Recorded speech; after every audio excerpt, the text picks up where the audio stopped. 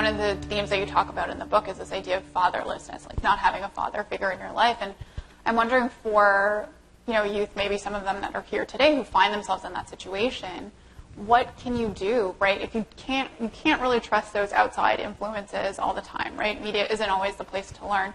How can you sort of leverage the relationships that you do have, within your family or within your community? How can you sort of reach out and make yourself kind of mentorable, make yourself open to change through those people?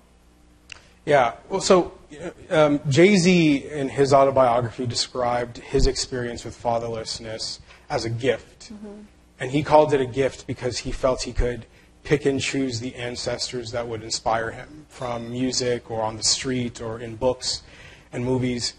And I do think that he's right in some cases, but there's always a flip side to that, which is you can also pick the wrong influences, right? The wrong ancestors to inspire you. And I like Jay-Z as an example of that because, if you grew up in the 90s like me, the Jay-Z that you were exposed to was a drug dealer and, rapped about Big Pimpin'. And, pre-Beyonce Jay-Z was not as great as the one we have now. Right. So whereas if you grew up with Jay-Z now, it's like he's a philanthropist and a business leader. And a very smart guy who now his most recent album is about, boring stuff like being a dad and taking care of things at the house, good things. So I think that, fathers not being in the household is almost like removing a first line of defense, right? In the sense that all of a sudden the place where you might center your attention to figure out where should I be finding those influences and who's supposed to show me what masculinity and manhood looks like. Now you're being sent out the door every day and looking elsewhere for them. And I think you're missing some of that that help navigating between am I Big Pimpin' or am I hanging out with Beyonce, right?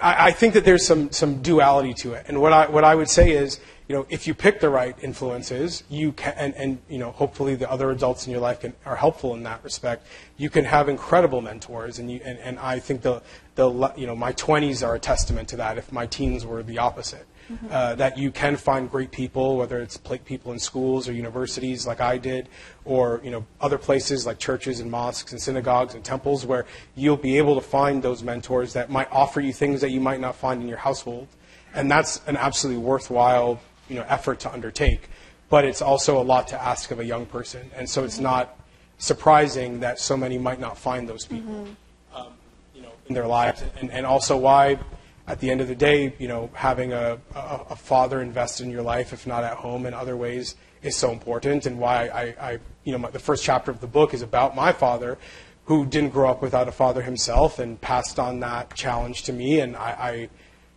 fully intend to disrupt that, pattern if possible. Right, absolutely.